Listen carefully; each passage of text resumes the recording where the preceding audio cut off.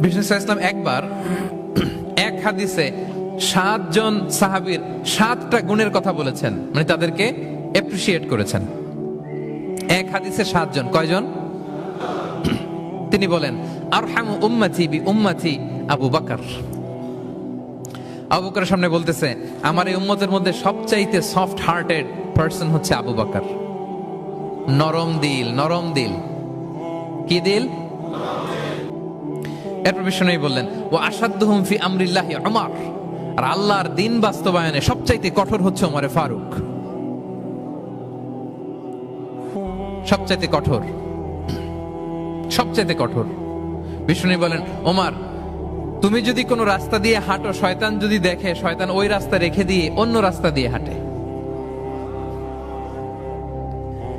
আবার বিষ্ণু বলেন আমার পরে কোনো নবী নাই, লা নাবিয়্যা বা'দি ওয়ালা রাসূল, আমার পরে কোনো নবী নাই, রাসূলও নাই, তবে লাউ কানা বা'দি নাবিয়্যুন লাকানা ওমর, আমার পরে নবী হওয়ার যোগ্যতা যদি কারো থাকে আমার সাহাবী ওমরের সেই যোগ্যতা আছে।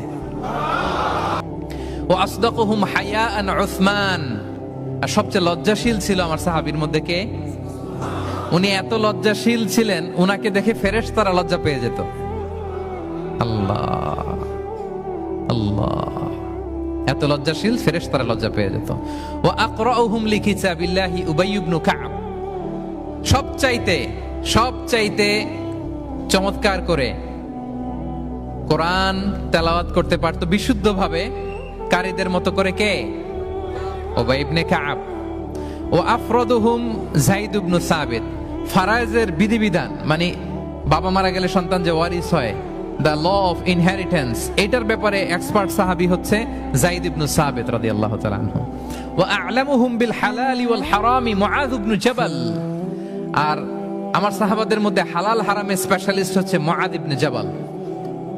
ওয়া ইন্না লিকুল্লি উম্মাতিন আমিন ওয়া আমিনু হাযিহিল উম্মতি আবু উবাইদা ইবনুল জাররাহ, সব উম্মতের মধ্যে একজন বিশ্বস্ত গার্ডিয়ান থাকে, আমার উম্মতের মধ্যে বিশ্বস্ত গার্ডিয়ান সাহাবীর নাম হচ্ছে আবু উবাইদা ইবনে জাররাহ। সুবহানাল্লাহ পড়ে।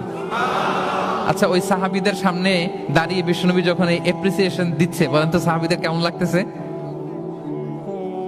কেমন লাগতেছে? আল্লাহ।